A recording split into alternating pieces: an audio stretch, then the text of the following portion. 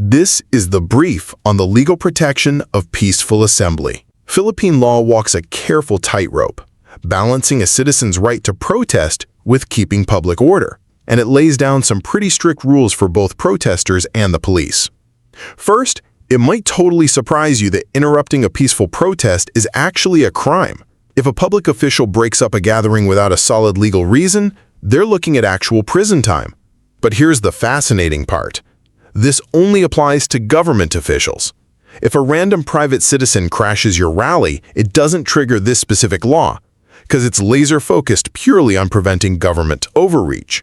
Second, since the government can't just arbitrarily shut down protests, how do they regulate them? Well, enter the National Assembly law. Normally, you're going to need a written permit to rally in public. But there are huge exceptions where you're completely in the clear without one. Like, you don't need a permit on private property if the owner's cool with it, inside government educational campuses, during official election rallies, or inside designated freedom parks. Finally, what if a local mayor just refuses to designate a freedom park to silence people? Well, in a landmark 2006 case, the Supreme Court mandated maximum tolerance, meaning police absolutely must exhaust all peaceful means before ever using force. And they introduced this brilliant loophole. They gave local governments exactly 30 days to designate freedom parks. If a mayor missed that deadline, boom, all public parks there automatically became freedom parks requiring zero permits, just a simple written notice.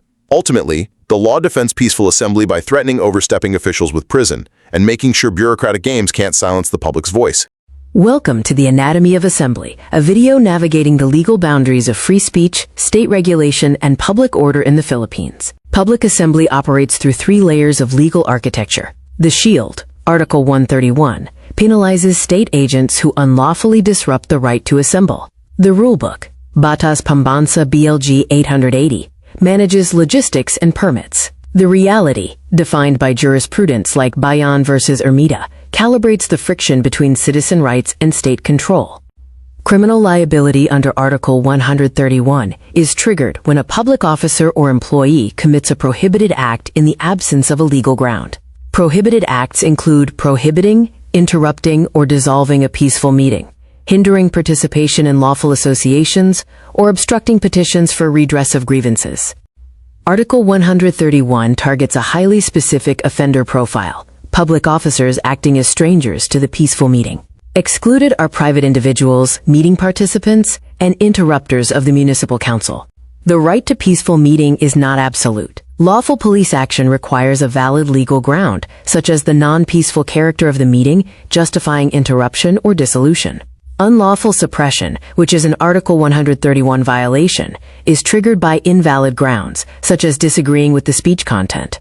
BP 880 defines the physical geography of public assembly. Permits are required for public places and streets. Freedom parks, private property, and government educational campuses do not require permits, though specific conditions apply. Election campaign rallies are entirely exempt from BP 880 rules. The permit geography matrix summarizes the requirements. A written permit is required for public places. It is not required for freedom parks, private property, or government educational campuses, each with its own conditions. Election campaign rallies are governed by election laws. The Supreme Court dismantled the Calibrated Preemptive Response, or CPR, which it deemed void and a justification for abuses. The mandatory legal standard is now maximum tolerance, which benefits rallyists and secures liberty against state overreach. BP 880 is a constitutional regulation of logistics, not a restriction of freedom. The mayor's authority to issue permits is strictly bound by the clear and present danger standard. Permits cannot be denied based on the message, only on concrete threats to public safety. The 30-day Freedom Park Ultimatum mandated that local governments designate specific freedom parks. If no park is identified after 30 days, all public parks and plazas are legally deemed freedom parks, requiring only written notice to assemble, not a permit. The balance of public assembly relies on the protection of inherent citizen rights against the state's role in managing logistics under the clear and present danger standard. True democratic order exists at the intersection of state coordination and civic freedom. Hey everyone, and welcome. Today we're jumping into a right that's, well, absolutely fundamental: the freedom to assemble peacefully. But what happens when the government tries to shut a protest down? What can you actually do? Let's dive in and figure it out. So let's start with that big question right there.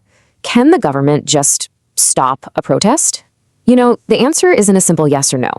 It's actually pretty nuanced, and getting into the details is, well, it's absolutely crucial.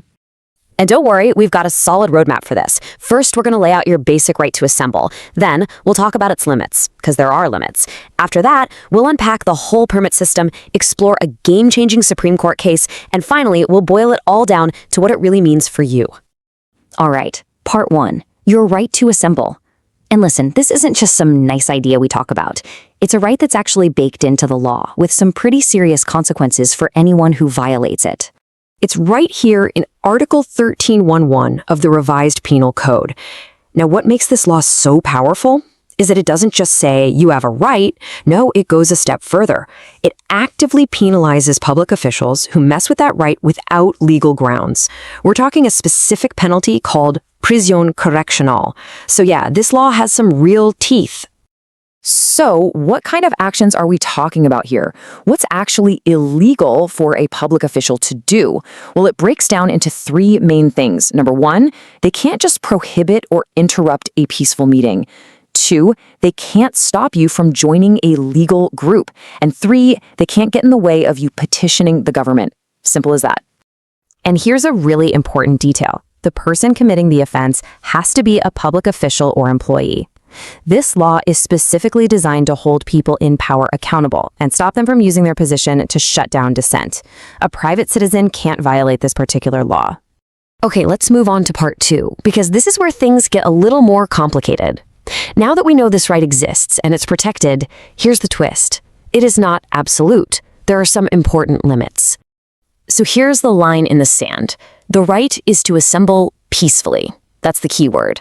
The second a meeting stops being peaceful or creates what the law calls a clear and present danger, well, the government's reason for getting involved totally changes.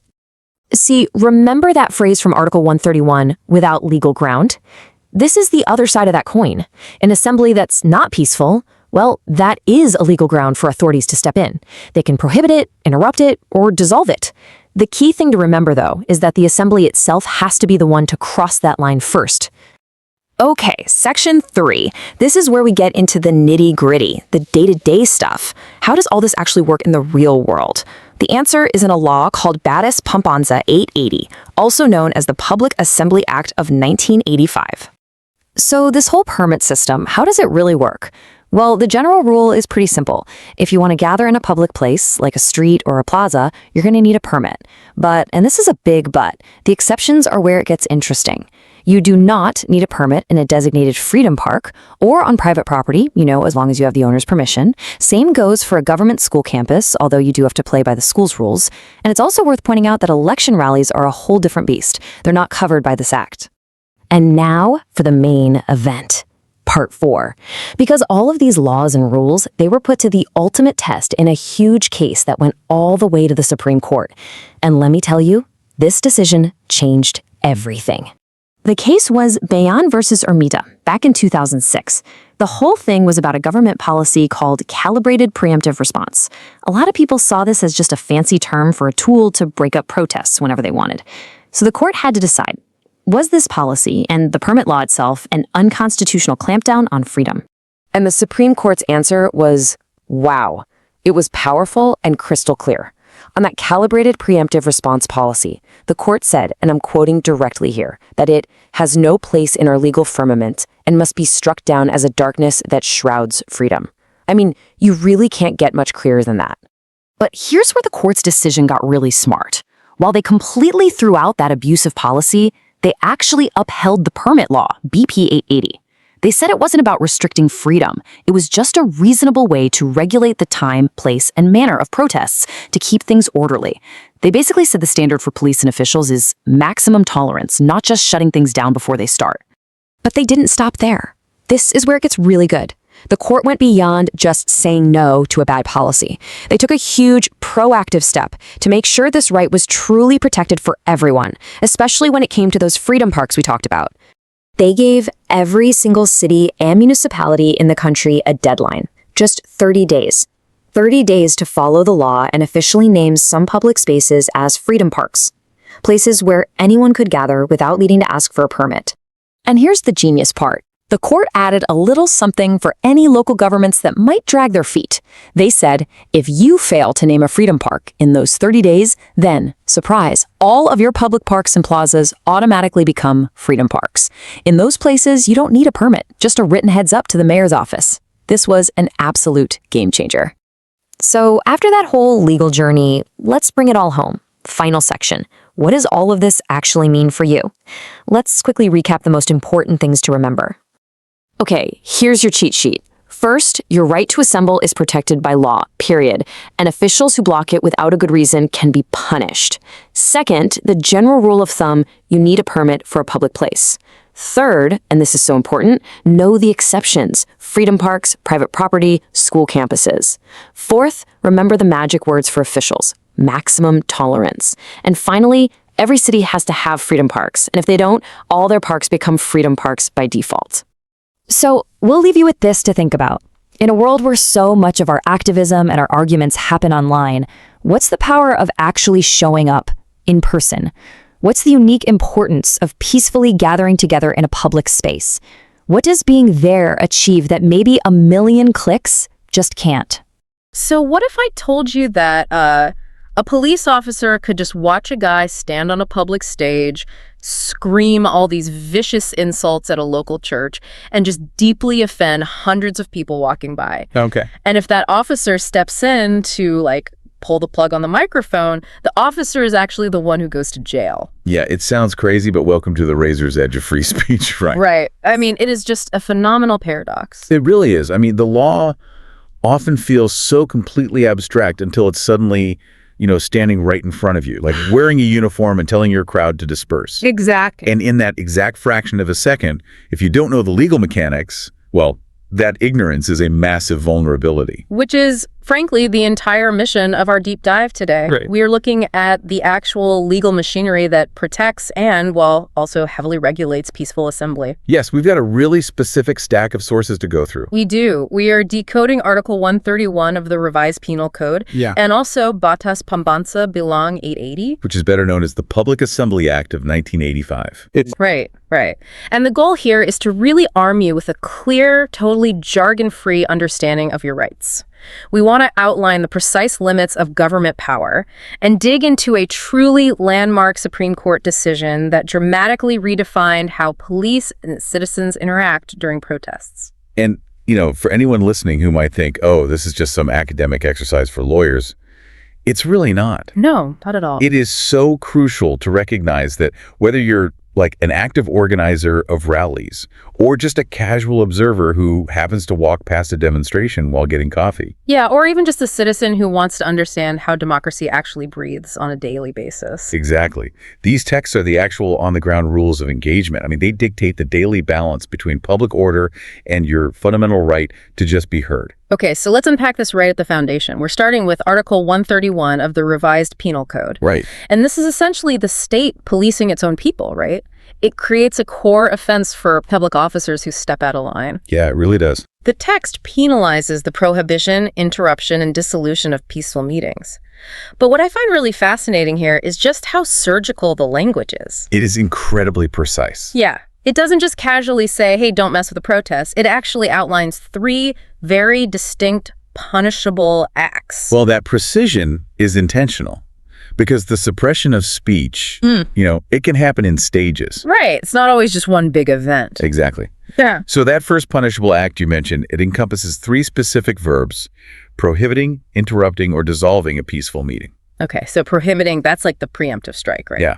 You apply to gather, or maybe you just start putting up your signs, and an official just tells you no before a single word is even spoken. Wow. And then interrupting means the meeting is already in progress. Right. The momentum is already there. And someone just steps in to pause it or cause some disruption that derails the natural course of the assembly. Exactly. And then dissolving is like the ultimate escalation. It's actively breaking the group apart and forcing citizens to scatter. Yeah. Okay, got it. So 3 different stages of stopping a gathering. Right, but what's critical here is that the law actually views all 3 of these actions as equal violations if they're done to a peaceful meeting without a valid reason. Interesting. But the statute actually goes further than that. The second punishable act kind of shifts the focus from the collective group to the individual. Oh, how so? It penalizes hindering anyone from joining any lawful association or from attending any of its meetings. I really love that distinction because,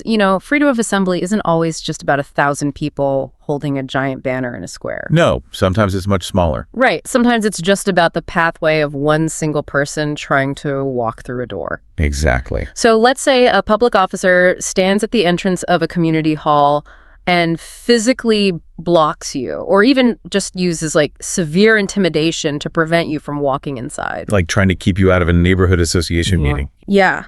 They haven't necessarily stopped the entire meeting itself from happening, but they have completely violated your individual right. The meeting goes on without you, but a crime was still committed against you. It really highlights the dual nature of the right. Yeah. It's the right to form the group, but also the right to access the group. That makes total sense. And then we have the third punishable act. This acts as kind of the ultimate safety valve for democratic feedback. Okay, what is it? It penalizes prohibiting or hindering any person from addressing, either alone or together with others, any petition to the authorities for the correction of abuses or redress of grievances. So basically, whether I am standing completely alone with a handwritten letter on the steps of City Hall, or if I'm part of this massive crowd presenting a unified demand, Yes, preventing me from delivering that specific message is a criminal offense. that is exactly right. Wow. Now, the text notes a very specific penalty for an official who commits these acts. It says the penalty of prison correctional in its minimum period shall be imposed. Right, prison correctional. And without getting totally bogged down in the exact math of the penal code, the word prison immediately jumps out to me. We are talking about actual jail time here. We are. Prison correctional is a really profound category of penalty because it implies the actual deprivation of liberty. It's not just a fine. No, not at all. By explicitly attaching this level of punishment, the legal framework is sending a massive signal.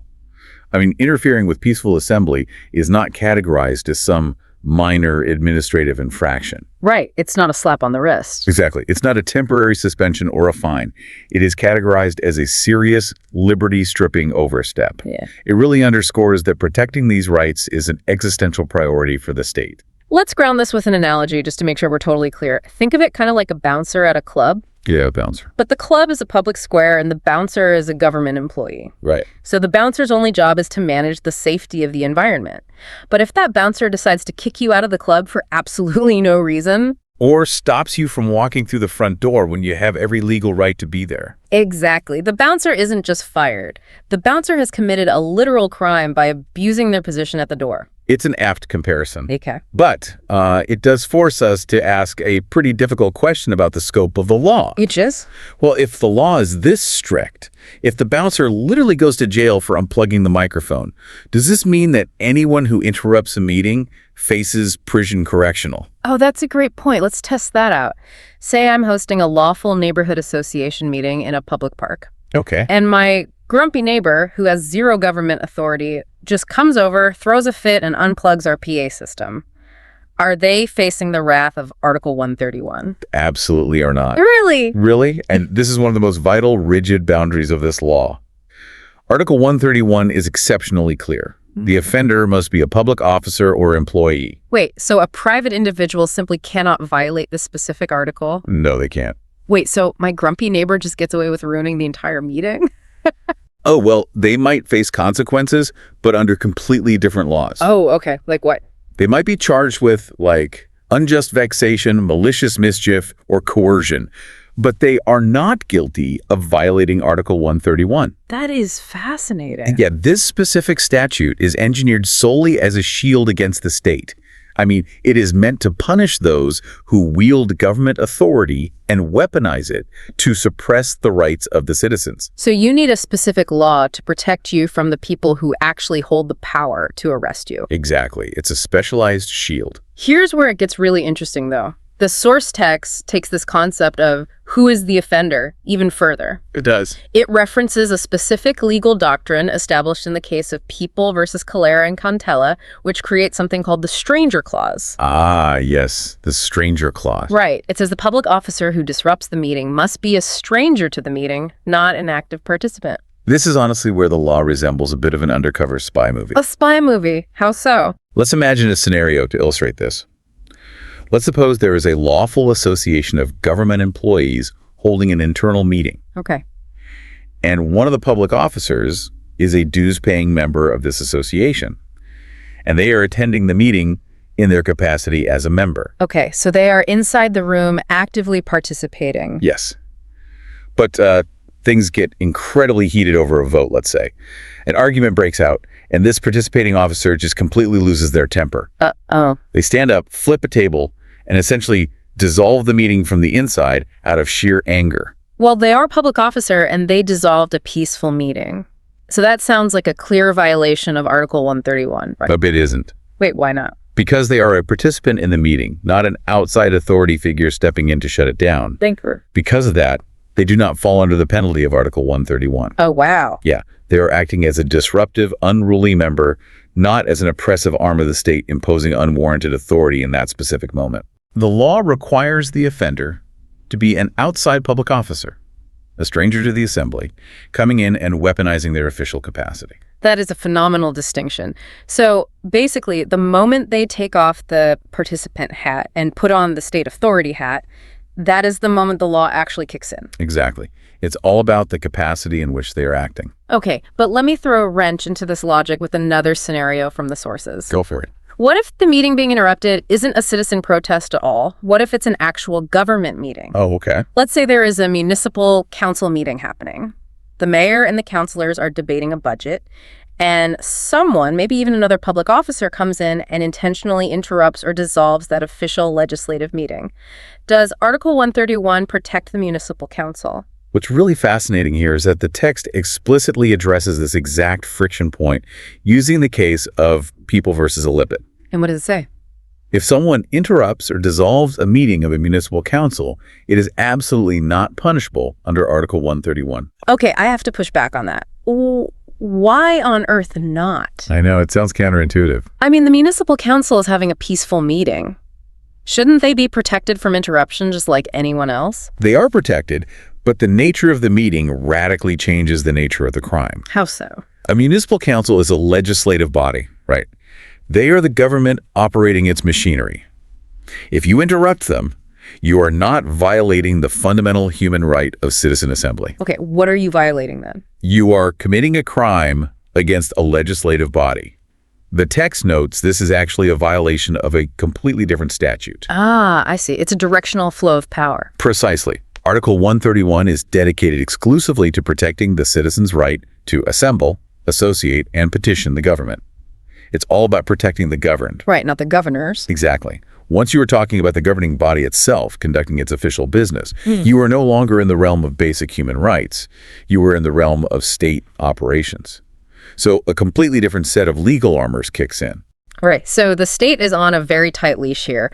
Public officials who are strangers to a citizen meeting face real jail time if they interrupt it. Yes. But this creates, like, a massive glaring vacuum in my mind. What's the vacuum? Well, if the police are utterly terrified of going to jail for intervening, what stops a protest from just devolving into a riot? Right. Like, if a group of people gather in a square and start smashing windows, surely the police can't just stand there reading Article 131 and doing nothing. And that brings us to the absolute pivot point of this entire legal concept. Okay, let's hear it. If you look closely at the text of Article 131, there is a vital four-word caveat.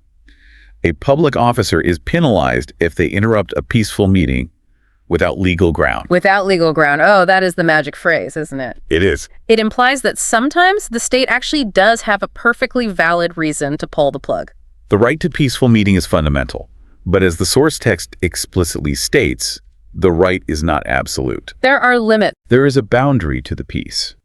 And when that boundary is crossed, the government has the legal ground and often the actual obligation to intervene. But I mean, legal ground sounds like a massive, terrifying loophole. It can definitely sound that way. Like, if I am a mayor who despises a certain protest group, what stops me from just declaring their signs unlawful and using that as my legal ground to send in the riot police? Yeah, that's the fear. How does the law prevent legal ground from just meaning whatever the mayor decides is annoying today? Well, the law prevents that by defining legal ground through very strict objective mechanisms. These have been established through decades of jurisprudence. Okay, like what? The most obvious mechanism is the physical character of the meeting. Right. If the gathering transforms from a peaceful assembly into a violent mob, if there is active destruction of property or physical harm, the legal ground is immediately established. The state absolutely must intervene to maintain public safety. Right, that feels like the easy one. If people are throwing bricks, the peaceful character is completely gone. Exactly. But the text wades into much darker, trickier territory here. It mentions the interruption of speeches on prohibited subjects. This is where we need to use a totally different analogy to make sense of it. Think of legal ground, not as a bouncer, but as a very specific type of smoke detector. A smoke detector. Okay, I'm tracking. A smoke detector cannot go off just because the kitchen gets a little warm, right? Or because someone is cooking something that smells absolutely terrible. No, of course not. It can only go off if there is actual dangerous smoke indicating a real fire. So in this context, a prohibited subject isn't just like an unpopular opinion. From it. In criminal law, a prohibited subject means speech that directly incites rebellion, sedition, or immediate lawless action. So it has to be immediate. Yes. If a speaker gets on a stage and explicitly orders the crowd to immediately burn down a specific building across the street that crosses into a prohibited subject, that is the smoke. And the authorities have legal ground to interrupt that speech. Exactly. Because it poses an immediate, tangible threat to public order that they have a strict duty to prevent. Which brings us back to that incredible scenario I mentioned at the very beginning of our deep dive. The plot twist. Yes. The source text throws in a massive plot twist right after mentioning prohibited subjects. It brings up a specific case, People versus Reyes. Right, the Reyes case. And the text details a situation where a speaker was actively attacking certain churches in a public meeting. Yes. Yet stopping that speaker actually violates Article 131. Let's really visualize this because it's wild. Let's do it. The speaker is hurling insults at a religious institution. The crowd might even be getting agitated. But if the cop steps in to stop the insult, the cop is the criminal. How does attacking a church not qualify as a prohibited subject? If we connect this to the bigger picture, the Reyes case reveals the profound, often really uncomfortable difference between offensive speech and unlawful speech. Uncomfortable is a good word for it. The speaker was verbally attacking the churches. Now, to the listeners in the crowd, or to the public officer on duty who might belong to that church, that speech was likely deeply offensive, socially toxic, even morally reprehensible. Absolutely, but it wasn't a fire. Exactly. It was a terrible smell in the kitchen, but it wasn't smoke. Wow. Verbally criticizing or attacking an institution, even a religious one, does not automatically equate to a legally defined prohibited subject, like inciting immediate violent sedition. The assembly was maintaining its physically peaceful character, even if the content of the speech was incredibly volatile. So when the public officers in the Reyes case stepped in to stop the speaker simply because they were personally offended by the attack on the churches, they acted without legal ground. Precisely. They let the kitchen getting warm trigger the alarm. And by doing so, they themselves violated Article 131. They did. It perfectly highlights the razor-thin line public officers have to walk every single day. They really do. They cannot use their own moral compass, their own religious beliefs, or their own threshold for offense as the legal ground to dissolve a meeting. They must rely strictly on the objective, legal definitions of peace and public order. I mean, I am trying to imagine the incredible psychological burden that places on law enforcement on the front lines. It is a monumental ask. We are essentially demanding that a police officer stand in a plaza, listen to someone, and that brings us to the second major paradigm in our sources. Batas Pembansa-Bilang 880, also known as the Public Assembly Act of 1985. Yes. Now, to truly understand BP 880, we have to look at when it was actually enacted. 1985. The historical context is everything here. It really is. The Philippines was in the twilight of the martial law era. The air was thick with political transition. Massive demonstrations were just a daily reality, and society was desperately trying to figure out how to balance immense public order concerns with explosive, long-suppressed free speech. BP 880 was an attempt to shift the focus. Instead of merely punishing the government for overstepping, they wanted to create a regulated environment for the public to express themselves safely. So it introduced the permit paradigm. It did. The general rule established by BP 880 is that any person or persons organizing and holding a public assembly in a public place requires a written permit. But doesn't requiring a written permit fundamentally contradict the idea of a right? That is the big debate. Like, if I have to submit paperwork and ask a mayor for permission to speak in a public square, am I really free?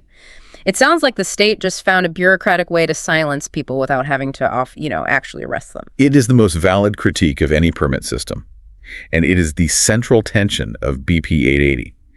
However, the legal philosophy underpinning the law is that the permit is not about asking the government for permission to have an opinion. Okay. The state has no say in the content of your speech. The permit is strictly about coordinating the use of shared, finite public space. The traffic light. Yes, the traffic light. Imagine if a labor union wants to rally in the main municipal plaza, and a rival political faction wants to hold a massive parade in the exact same plaza at the exact same time. That sounds like a disaster. You don't just have conflicting speech, you have an inevitable physical collision. Right? So the permit system is designed to manage the time, place, and manner of the assembly to ensure that the infrastructure of the city, like traffic, emergency routes, basic safety, can actually accommodate the gathering. But the brilliance of BP 880 is that it isn't a blanket authoritarian rule. The law explicitly outlines 4 major exceptions where absolutely no permit is required. And we really need to spend some significant time exploring these exceptions because they reveal a tremendous amount about how the law views the geography of free speech. I agree. So the first exception where you can rally without a permit is if the assembly is done in a freedom park duly established by law or ordinance. The concept of a freedom park is a fascinating piece of civic engineering. How so? It is a designated public space where the general rule of BP 880 is entirely inverted. Inverted, like flipped backwards. Yes. Instead of the baseline being, you need a permit to speak here, the baseline is, this space is pre-approved for public expression 24/7. Wow. So it operates as a constant, open pressure valve for democratic frustration. Yes, exactly. If a group of citizens watches the evening news, becomes outraged by a policy decision, and wants to hold a rally right now, tonight, without dealing with a single piece of bureaucratic paperwork or waiting for municipal office hours, they can go to a designated freedom park. And the state cannot demand a permit from them? The state cannot. It is a geographic sanctuary for immediate assembly. Okay, that's powerful. The second exception is private property. The text says if you are on private property, you only need the consent of the owner or the person entitled to its legal possession. Right. No government permit is required at all. This exception really reinforces the fortress of private property rights. Like a literal fortress. Yeah. The government's mandate to manage traffic and shared public space simply does not extend into your private domain. So if you own a massive farm or like a privately funded auditorium and you want to host a rally of 10,000 people to protest the government, the mayor does not get a say in whether the assembly itself can happen. As long as the owner of the land consents, the state is completely locked out of the permitting process. that makes sense. Okay, the third exception is one of my favorites, and it creates a lot of friction in real life. You do not need a permit if the assembly is on the campus of a government-owned and operated educational institution. Ah, yes. The university exception. Right. The rally is allowed without a government permit, subject only to the rules and regulations of the educational institution itself. But wait, state universities are funded by the government. They are. They're technically government property. Why carve out a specific exception that locks out the local mayor? Because while they are funded by the state, they serve a vastly different function than a municipal plaza or a public highway. How are they different? Government-owned educational institutions are the crucibles of intellectual exploration.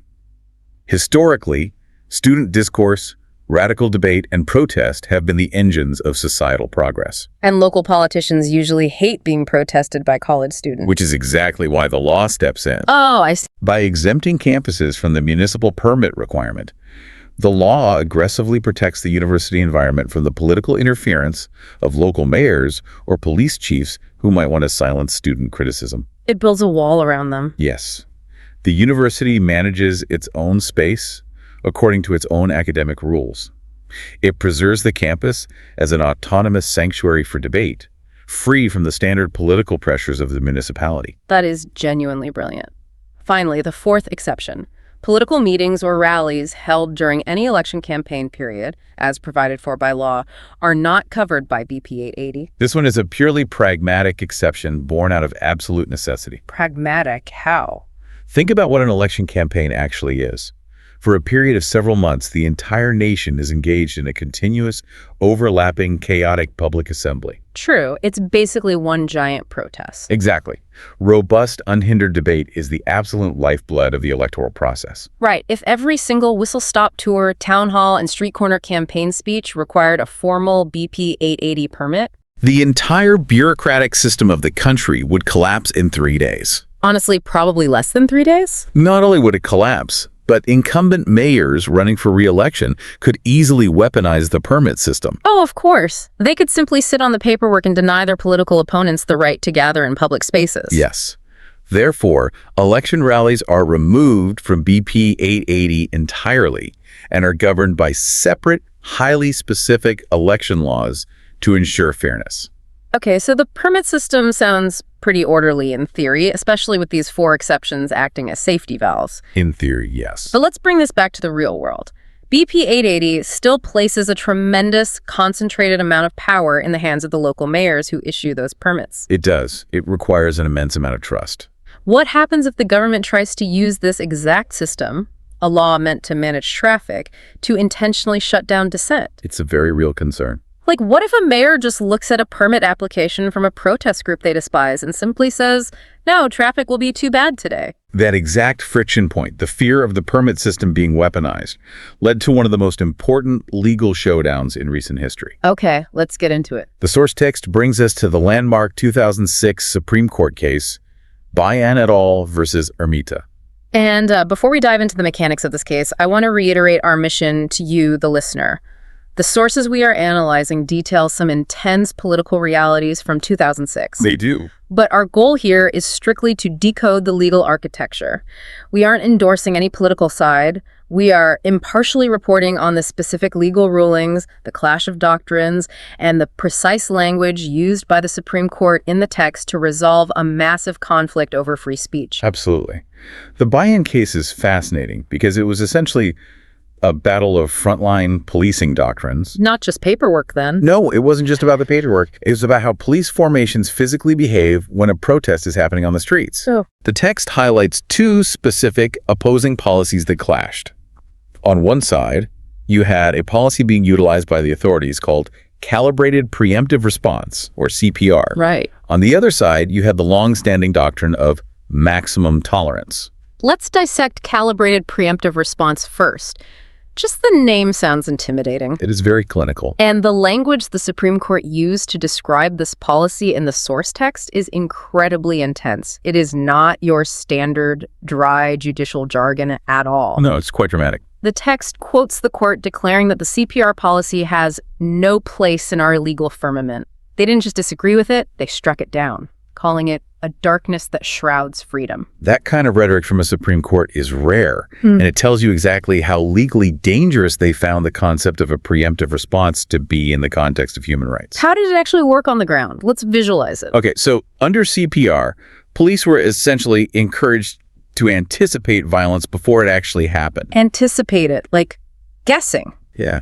If a crowd was forming, and the police calibrated the situation and assumed it might turn unruly, they could preemptively disperse the crowd. Wow. So they could deploy the riot gear, push the crowd back, and break up the assembly based on a forecast of what might happen rather than what was actually happening right then. Yes.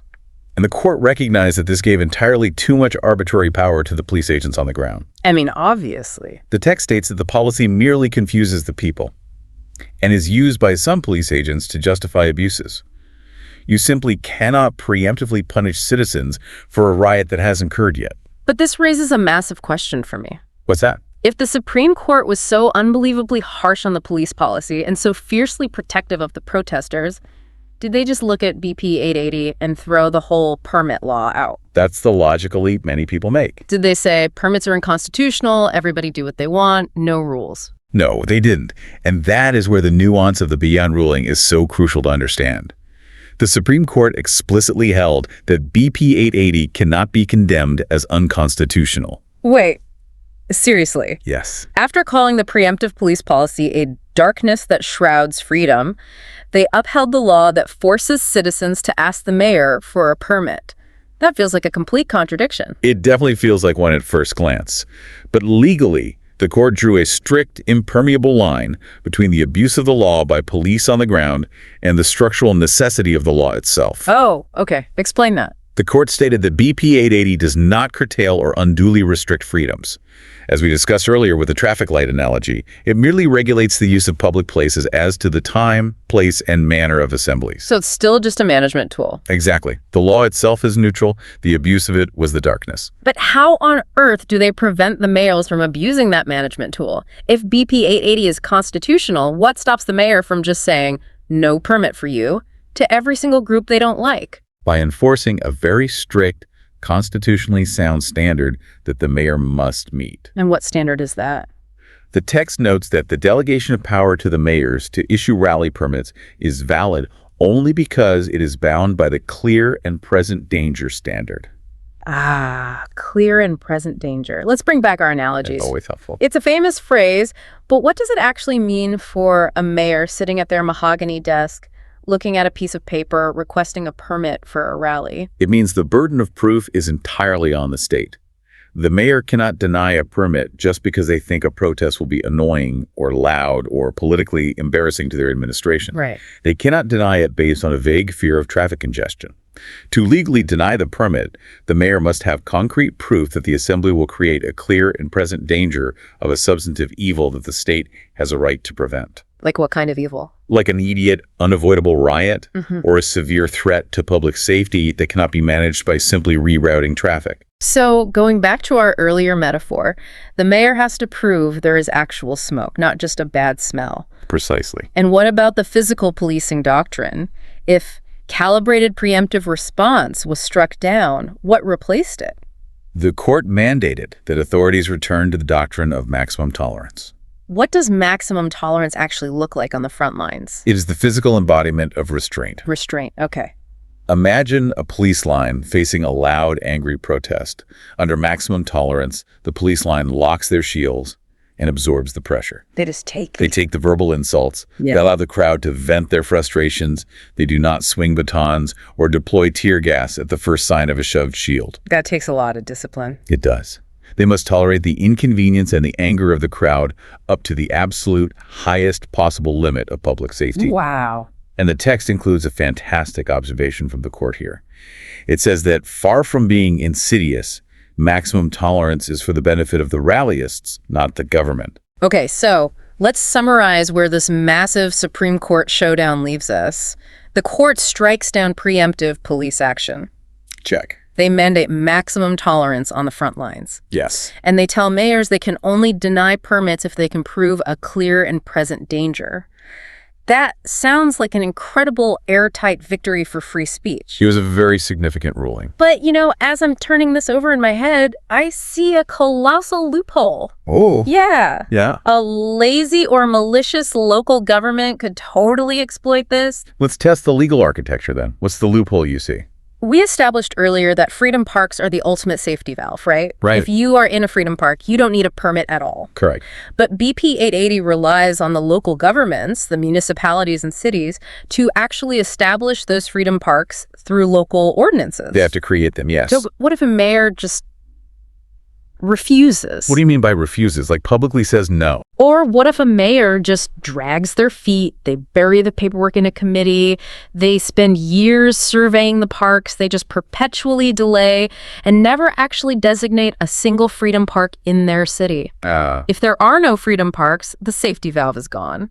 The citizens are stuck applying for permits for every single gathering, forever. Yeah. Constantly fighting that clear and present danger battle with a mayor who is actively trying to exhaust them. It sounds like a bureaucratic nightmare. Right. It seems like the local government can just weaponize bureaucratic incompetence to stifle the way. This raises an incredibly important question. And honestly, it is exactly the vulnerability the Supreme Court anticipated in the Bain decision. Wait, they saw this coming? They did.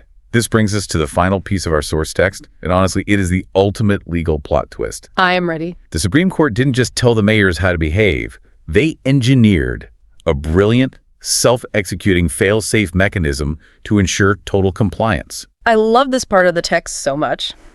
The Supreme Court realized they couldn't just trust local governments to act in good faith. No, they knew better. The text details that the court went one step further in safeguarding liberty. They imposed a strict, non-negotiable deadline on the government. A very specific deadline. They gave local governments exactly 30 days within which to designate specific freedom parks as provided under Section 15 of BP 880. A ticking 30-day countdown clock imposed on every single local government unit in the country. And here is the massive, devastating legal gotcha. Let's hear it. The text explains the consequence of missing that deadline. If, after that 30-day period, no such parks are identified by the local government, then all public parks and plazas of the municipality or city concerned shall, in effect, be deemed freedom parks. It is a breathtaking piece of jurisprudence. I mean, it completely flips the consequences of government inaction. It really does. So what does this all mean for the citizen on the street? It changes everything. It means if a local government tries to stifle protests through laziness or endless committee meetings or intentional bureaucratic delays, their weaponized incompetence backfires spectacularly. Completely. By refusing to give the citizens one designated park, the local government legally forfeits every single park in the city. Yes. If the mayor misses the 30-day deadline, every plaza, every public square, every patch of municipal green space instantly becomes a permit-free zone for assembly. Think about the paradigm shift here. It's massive. Normally, bureaucracy is the enemy of the citizen, right? Yeah. You have to wait in line, you have to file the form in triplicate, you have to wait for the official stamp. The burden of action is always on you. Always. It's exhausting. But the Supreme Court inverted that dynamic entirely. They told the government, if you want to manage and regulate this public space, you have 30 days to do your job. And if you fail to do your job, The citizens get everything. It forces the government's hand by making inaction the most dangerous possible choice for a control freak politician. and the text specifies exactly what happens in that scenario. If all parks become freedom parks because of the local government's failure, no prior permit of whatever kind shall be required to hold an assembly there. Not at all. The only requirement will be written notices to the police and the mayor's office. Notice the critical change in vocabulary there. Written notices. Right, not permits. Exactly. A permit is an application. It is a request for permission that can theoretically be denied. A notice is a unilateral declaration. You're not asking. No. You are simply informing the authorities. We are holding an assembly at the Central Plaza on Tuesday at noon.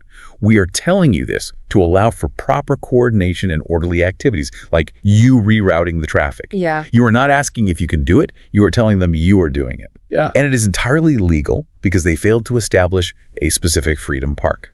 I want you, the listener, to really imagine being a community organizer who possesses this exact piece of legal knowledge. Think about how completely it changes the power dynamic when you are standing at the counter in City Hall. It's a game changer. The clerk tells you that you need to fill out a lengthy permit application for your rally. And you can politely inform them that since the city failed to designate a freedom park within the Supreme Court's 30-day deadline from the Bain decision, the plaza you intend to use is legally deemed a freedom park. Oh, I can just picture the look on their faces. You slide a piece of paper across the desk and say, "Here is my written notice of coordination. No permit is required. Good day." It is an incredibly powerful, almost superpower-like piece of knowledge to hold in your back pocket. It truly is. It transforms the law from an abstract barrier into a practical, usable tool. And I think it summarizes exactly why understanding these dense legal frameworks is so absolutely critical. Because they affect our daily lives. Exactly. Freedom of assembly isn't just a lofty philosophical concept that lives in the clouds of constitutional theory. It is a meticulously negotiated, hard-fought legal reality. Built on compromise. It is built on a very delicate, constantly tested balance between the state's undeniable, legitimate need to maintain public order and the individual's fundamental, undeniable liberty to speak, gather, and dissent. What an incredible journey we've been on today. It really has been.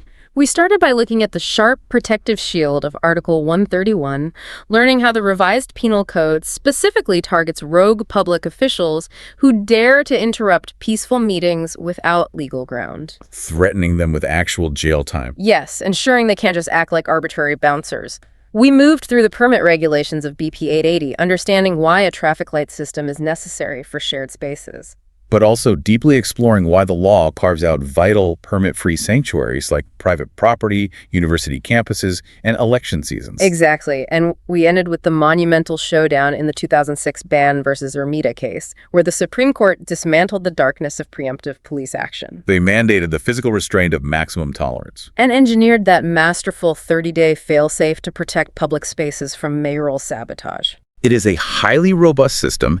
It has its friction points, and it requires constant vigilance. But the texts we've examined today show a legal architecture that is deeply committed to ensuring that the voice of the people cannot be easily silenced by the mere mechanics of the state. Absolutely. You know, we usually think of bureaucratic inefficiency as the ultimate barrier to our rights. It's the red tape that slows us down and exhausts us. Right. But looking at the Supreme Court's brilliant 30-day rule for freedom parks, I want to leave you with a final thought to mull over. Okay. Is it possible that sometimes a local government's sheer failure to act, their inability to just get the paperwork done, actually results in the greatest possible expansion of our freedom? It's a great question. Think about that the next time you walk past a public plaza. Thank you for joining us on this deep dive into the source material. Keep questioning the structures around you, keep testing the boundaries, and we'll see you next time. Welcome to the debate. Imagine a police officer shutting down a peaceful protest in, a busy city square. In most places around the world, that's just considered standard crowd control. Right. It might be controversial, sure. It might spark outrage, but it's ultimately treated as an administrative reality of policing. But under a very specific provision in the Philippine legal framework, specifically Article 131 of the Revised Penal Code, that police officer could actually go to prison for shutting down that assembly. Yeah, it's a completely different paradigm. Exactly. Meanwhile, a private citizen who does the exact same thing couldn't even be charged with that specific crime. It is a fascinating inversion of how we typically think about power. I mean, we usually assume the state has this monopoly on dictating who gets to gather and where. But when you look at the Philippine architecture governing the right to peaceful assembly, you find a system entirely built around anticipating and really managing the friction between a citizen's fundamental right to voice grievances and the state's fundamental mandate to maintain public order. And that friction is exactly what we're dissecting today. The central question we are exploring in the source material is this: does this legal framework fundamentally operate as a robust shield, like a true liberty maximizer designed to protect citizens against state overreach? Or is it primarily a regulatory mechanism carefully engineered to prioritize public order and manage the logistics of when, where, and how citizens are allowed to speak? Right. I will be arguing that this framework inherently defaults to protecting the citizen. When you look at the severe penalties imposed exclusively on public officers and the Philippine Supreme Court decisions systematically striking down preemptive state action, the law reveals itself as a mechanism designed to handcuff the state, not the citizen. Well, I come at it from a completely different direction. I look at this exact same legal architecture and see a highly sophisticated regulatory instrument. If you examine the explicit permit requirements, the strict definitions of what legally constitutes a, quote, peaceful meeting, and the constitutional validity of mayoral gatekeeping, they all demonstrate that the right to assemble is highly conditional. Conditional on what, exactly? It's subordinate to state-managed public order. The state sets the boundaries. Let me lay out why I see this framework as a liberty maximizer. And it begins right in the text of Article 131 of the Revised Penal Code. This article imposes the penalty of prison correctionnelle, which is a real serious penalty. It's a serious criminal penalty involving actual imprisonment. and it's imposed exclusively on any public officer or employee who, without legal ground, prohibits, interrupts, or dissolves a peaceful meeting. It also punishes public officers who hinder someone from joining a lawful association or addressing a petition to the authorities. The brilliance here is the exclusivity. Exclusivity meaning private citizens are exempt. Right. A private individual cannot even commit this crime. Furthermore, as established in the case of People v. Calera and Cantella, the offender must be a stranger to the meeting, not a participant. Right. An outsider. Yes. The law explicitly identifies the state actor, the public officer arriving in uniform from the outside, as the primary existential threat to the freedom of assembly. It essentially points a loaded penal weapon directly at the state to ensure they behave. I hear the text you're citing, but practically speaking, you are relying on some massive caveats physically written into the very same sentence. Article 131 does not offer blanket unconditional protection. How so? It penalizes a public officer who acts without legal ground against a peaceful meeting. Those two phrases are doing an enormous amount of heavy lifting. If a meeting loses its peaceful character, or, if there is a legal ground for intervention, that shield evaporates instantly. Well, sure, but... And let me just add, when we zoom out to Batas Pambansa Bilang 880, the Public Assembly Act of 1985, the regulatory nature becomes undeniable. To organize a public assembly in a public place, the law requires a written permit. The Supreme Court explicitly upheld BP 880 as a valid constitutional regulation of the time, place, and manner of assemblies. So it's not absolute freedom, it is managed permission. I see why you think that, but let's dive right into those boundaries you just mentioned. The definition of peaceful and what constitutes a legal ground. You're suggesting that the moment the state subjectively deems something non-peaceful, they basically hold all the cards and can just sweep the protesters away. Well, they do hold the cards in that scenario because the jurisprudence explicitly gives them the deck. To understand how this works on the ground, just look at the historical precedents in Evangelista versus Earnshaw and People versus Evangelista. Right, the 1930s cases. Exactly.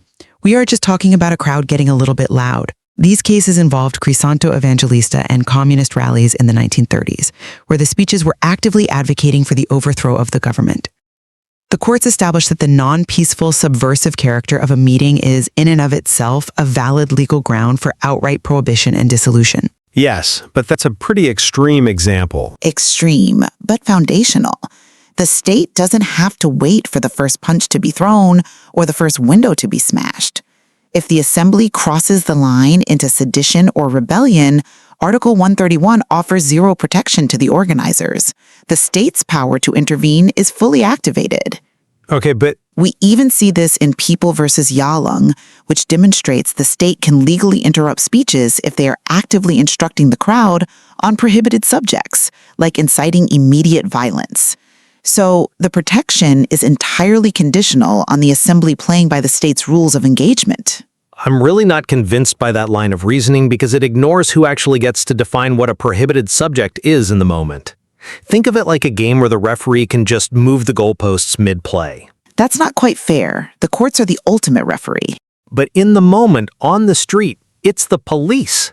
If the state can easily declare a speech prohibited or a meeting non-peaceful simply because they dislike the message or feel threatened by the critique, then you're right, the protection is completely illusory. But the law doesn't allow the referee to do that. The framework actively restrains the state's subjective judgment. Consider the facts of People versus Reyes. The church criticism case. Exactly. In People versus Reyes, you had a speaker in a public meeting who was openly attacking and criticizing certain churches. Now, put yourself in the shoes of the local authorities. The local demographic is highly religious, the speech feels inflammatory, offensive, and the police chief probably thinks it is crossing into a prohibited subject that might cause a disturbance. Which is a natural administrative concern. Right, so they pull the plug and stop the speaker, but the Supreme Court ruling held that stopping that speaker was a clear violation of Article 131. The state does not get to act as a theological critic or a moral arbiter or an editor of public discourse. I agree with that interpretation. Yeah, just because the subject makes the public officer or the community uncomfortable doesn't magically manufacture a legal ground to dissolve the assembly. The text of Article 131 forces the state to endure the discomfort of free speech. I don't disagree that People versus Reyes protects unpopular speech once the person is already on the soapbox, but I think you are underestimating the structural reality of how these assemblies happen in the first place. You mean the logistics? Right. Let's move from the interruption of an ongoing meeting to the actual gatekeeping mechanism. This brings us back to Batas Pambasa 880. How do you even get into the public square legally? You cannot simply materialize a massive protest of 10,000 people on a major thoroughfare without engaging with the state apparatus first. The law dictates a formal delegation of power to local mayors to issue rally permits. Which, practically speaking, is just a polite way of giving the state a mute button. It is gatekeeping, absolutely. But my point is that this gatekeeping is constitutionally sound and socially necessary. The Supreme Court affirms in cases like Navarro v. Salilagas and Gallegos v. People that the right to assemble is not absolute. The mayor acts as the arbitrator of public space. But that arbitrarship isn't a blank check. No, but what does it actually look like? It means the mayor has to weigh the right of the protesters against the rights of everyday citizens trying to use the roads, the public health implications, the risk of riots. In Navarro versus Villegas, a student group wanted to protest in a very specific, highly congested plaza. And the mayor said no? Well, the mayor didn't say you can't protest. The mayor said you can't protest here during rush hour, but you can use this other plaza over there. And the Supreme Court agreed with the mayor. The permit system is the state saying, we acknowledge your right, but we will dictate the logistics to preserve the social order. That is the very definition of a regulatory mechanism. Okay, but how does a mayor actually make that decision? They can't just say no because a protest might be annoying or cause a traffic jam. The Supreme Court strictly limited that mayoral power by enforcing the clear and present danger standard. Yes, that is the standard they must use. And we need to explain what that actually means on the ground. For a mayor to deny a permit, they have to prove that if this protest happens, there is an imminent, undeniable threat of serious violence or destruction that the state cannot prevent by any other means. It's a high bar, yes. A very high bar. And to see how rigorously this is applied, we have to look at the landmark 2006 decision Bayon et al. Versus Ermita. The state had grown frustrated with protests, so they tried to implement a policy called calibrated preemptive response. The CPR policy. Right, CPR. And what was CPR actually doing? Police were breaking up rallies before they even started. They were using water cannons and dispersing crowds based on the anticipation of trouble rather than actual trouble. They were preemptively striking. Under the guise of maintaining order. Exactly. And what did the Supreme Court do? They absolutely dismantled it. They didn't just strike it down. The language they used was incredibly powerful. They declared that the calibrated preemptive response policy has no place in our legal firmament and struck it down as a darkness that shrouds freedom. It is very striking language. It really is. They explicitly noted it was being used by police to justify abuses. The court mandated that the operative standard on the ground is maximum tolerance. That means police literally have to stand there, take verbal abuse, and hold their line without retaliating. And here is the crucial philosophical shift. The court stated unequivocally that maximum tolerance is for the benefit of the rallyists, not the government. Okay, but the state isn't generously tolerating the citizens. The law physically restrains the state, forcing them to endure the assembly to the maximum possible extent. I understand the poetry of the Bayon versus Ermita ruling, I really do. But I just don't buy that it is a total defeat for the regulatory perspective. Read the other half of that exact same decision. Yes, they struck down the preemptive response. But in that very same ruling, the Supreme Court explicitly held that BP 880, the permit system itself, cannot be condemned as unconstitutional. Because it regulates time and place. Exactly. They stated it does not curtail or unduly restrict freedoms. It merely regulates the use of public places as to time, place, and manner. The delegation to mayors to issue permits was upheld as completely valid because it relies on that clear and present danger standard. So yes, clear and present danger is a high bar. Yes, maximum tolerance is required of the police, but the structural mechanism, the fact that you still have to hand a piece of paper to a mayor and ask for permission, was completely validated. The state kept its regulatory architecture intact. But you are missing the most brilliant part of how the Supreme Court checked that mayoral power. Let's talk about the Freedom Park mandate. Building on that exact same decision, the court knew that mayors could still abuse the system. Through inaction. Precisely. Historically, a mayor who didn't want to protest wouldn't formally deny the permit, because a formal denial can be challenged in court. Instead, they would just sit on the application. They would leave it on their desk, the clock would run out, the date of the protest would pass, and the protest gets killed by an administrative pocket veto. So the court laid a trap. They imposed a strict 30-day deadline on local governments to physically establish specific freedom parks in their cities. Exactly. The court told local governments, you have 30 days to designate specific freedom parks as provided under BP 880, where people can gather without permits. And here is the genius of the mechanism, the ultimate aha moment that proves my thesis. What happens if a lazy or authoritarian mayor simply refuses to designate a park, hoping to keep all public spaces locked behind the strict permit system? The default flips. The default completely flips. If no parks are identified within 30 days, then all public parks and plazas of that municipality or city automatically become deemed freedom parks. Right. In those spaces, absolutely no prior permit of whatever kind shall be required to hold an assembly. If the state tries to drag its feet, the law responds by granting total unpermitted access to every public plaza in the city. The state's hand is forced. The baseline reality of the Philippine legal firmament is unpermitted freedom.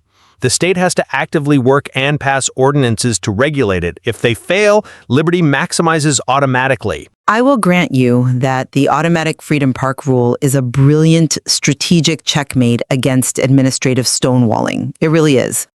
But I have to push back on this utopian framing that an automatic freedom park is a zone of total unmanaged liberty. Let's look closely at the text regarding these spaces. Even in a duly established freedom park, or in an automatic freedom park, or even on private property, which only requires the consent of the owner, the law is not completely silent. What does BP 880 still require from citizens in those supposedly permit-free zones? Well, it requires written notices. Yes, it mandates written notices to the police and the mayor's office. Now, the stated purpose in the law is to allow proper coordination and orderly activities. But let's be analytically precise about what is actually happening. Why does the state need to know? So they can manage traffic? Ostensibly. But even when you are exercising your fundamental right in a space where the state cannot legally say no, they still require you to file paperwork telling them exactly who you are, when you will be there, and what you are doing. The state never truly yields its organizational oversight. But a notice is fundamentally different from a permit. Think about it like a teenager taking the family car. A permit is asking your parents for the car keys. They have the power to say no. A notice is just yelling, "I'm taking the car," as you walk out the door. That's a fun analogy, but the state might know what you're doing, but they've lost the veto power. Practically speaking, though, a mandatory notice ensures the state surveillance apparatus is fully primed. You are mandated by law to invite the state's gaze. You are giving them the playbook so they can deploy those riot police to stand at the edge of the park. And it's not just freedom parks where we see this deep regulatory architecture. What do you mean? Look at how the law deliberately fragments the physical spaces of assembly. We already discussed public plazas and private property, but what about the campus of a government-owned and operated educational institution? According to the material, an assembly there isn't just a free-for-all governed by BP 880. It is strictly subject to the rules and regulations of that specific educational institution. The state simply shifts the regulatory burden to the school administrators to manage the space. Wait, let me make sure I'm following the logic here. We've established that under Article 131, if a state officer disrupts a peaceful meeting of citizens on the street, they commit a crime. But how does that apply to, say, the ultimate state space, like a municipal council meeting? That is exactly the contrast I want to highlight. You mentioned earlier that Article 131 protects meetings, but the jurisprudence clarifies that interrupting or dissolving a meeting of a municipal council is not punishable under Article 131. Right, that was established in the case of People versus Alapit. Yes, Alapit. Because disrupting a municipal council isn't just disrupting a peaceful meeting of citizens. It is a crime against a legislative body, which violates a completely different law, Section 1 of Act No. 1755. This is crucial. The legal framework elevates the protection of the state's own deliberative processes into a separate, highly punitive category of crime. Oh, I see. The state protects citizens' meetings with Article 131. Yes, but it protects its own meetings with different, highly specific legislative shields. It's an engineered hierarchy of spaces. That is why I maintain this is fundamentally a regulatory instrument. It categorizes spaces, streets, private lots, university campuses, council chambers, and applies a customized, escalating level of state control to each one. I appreciate that breakdown of the spatial hierarchy, I really do. And I think that contrast between how the state treats a street protest versus its own city council meeting brings us to a really fascinating point of convergence. How so? Well, we are looking at a framework that has to perform an incredibly delicate high-wire act. We both agree that the law relies heavily on somewhat subjective, highly contested definitions to function. The word peaceful in Article 131, the phrase legal ground, the measurement of a clear and present danger in BP 880. These aren't mathematically precise terms. They are arenas of constant legal interpretation. Right. They are the friction points. They are the exact locations where the right of the citizen grinds against the power of the state. Exactly. And to summarize where my perspective lands after examining these mechanisms, I look at the system, particularly the exclusivity of public officers as the offenders in Article 131, the Supreme Court physically restraining the police by striking down preemptive response as a darkness that shrouds freedom, and that brilliant 30-day deadline defaulting to total freedom parks. And I see a law inherently designed to curb state suppression.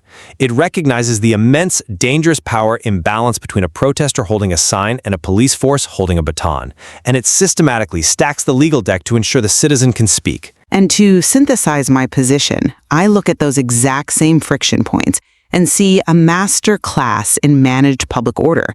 The fact that Article 131 instantly evaporates the moment a meeting is deemed non-peaceful by cases like Evangelista, the reality that mayors retain constitutional authority to evaluate the clear and present danger of an assembly, and the intricate fragmentation of rules across public streets, private land, and government campuses, it all proves the state holds the ultimate reins.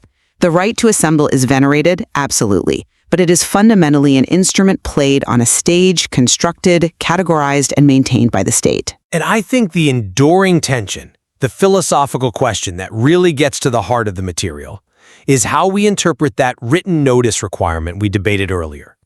When citizens gather in a freedom park where absolutely no permit is required, they still must send a written notice to the police and the mayor. To allow proper coordination. Right. Is that notice merely a minor administrative courtesy, ensuring traffic is routed safely and porta potties can be placed so the protest can happen smoothly?